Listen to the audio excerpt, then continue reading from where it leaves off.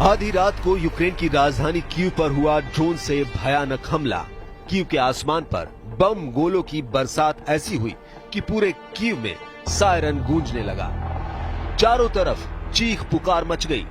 अधिकारियों ने बताया कि रूस ने कीव और यूक्रेन के अन्य हिस्सों को निशाना बनाते हुए रात भर मिसाइल और ड्रोन हमलों की कई लहरें चलाई, जिसमें क्रीवी री में एक नागरिक की मौत हो गई और कीव और अन्य जगहों पर इमारतों और कारों को नुकसान हुआ। मेयर विटाली क्लिट्स्को ने टेलीग्राम पर कहा कि राजधानी पर अलग अलग फ्रीक्वेंसी वाले ड्रोन हमलों ने कई आवासीय घरों और कारों को नुकसान पहुंचाया है, लेकिन किसी के घायल होने की तत्काल कोई रिपोर्ट नहीं है।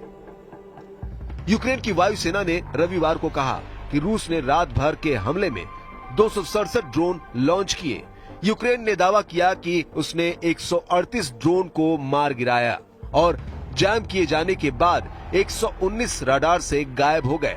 साथ ही रूस ने 3 बैलिस्टिक मिसाइलें भी लॉन्च की। इससे पहले रूस ने यूक्रेन के दक्षिणी पूर्वी शहर जापोरिजिया पर जबरदस्त हवाई हमला किया था। हमले में कम से कम 13 लोग मारे गए और 63 घायल हो गए।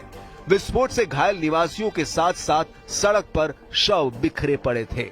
इसके बाद भड़के यूक्रेन ने रूस के अंदर एंगेल्स शहर में एक तेल डिपो पर हमला बोला। ये रूसी परमाणु बमवर्षक विमानों के लिए ईंधन की आपूर्ति करता था। हमले के बाद डिपो में भीषण आग लग गई।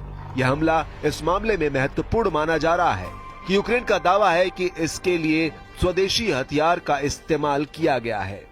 रूसी अधिकारियों ने क्षेत्र में बड़े ड्रोन हमले को स्वीकार किया है।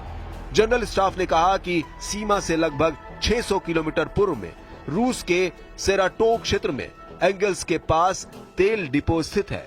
यूक्रेनी सेना ने क्रिस्टल तेल डिपो में कई विस्फोटों की सूचना दी। यूक्रेन के राष्ट्रपति व्लादिमीर जेलेंस्की ने पिछले साल कहा था कि उनके देश ने ऐसा हथियार विकसित किया है जो 700 किलोमीटर दूर लक्ष्य पर हमला कर सकता है। कुछ यूक्रेनी ड्रोन हमलों ने 1000 किलोमीटर से अधिक दूर के लक्ष्यों को निशाना बनाया है।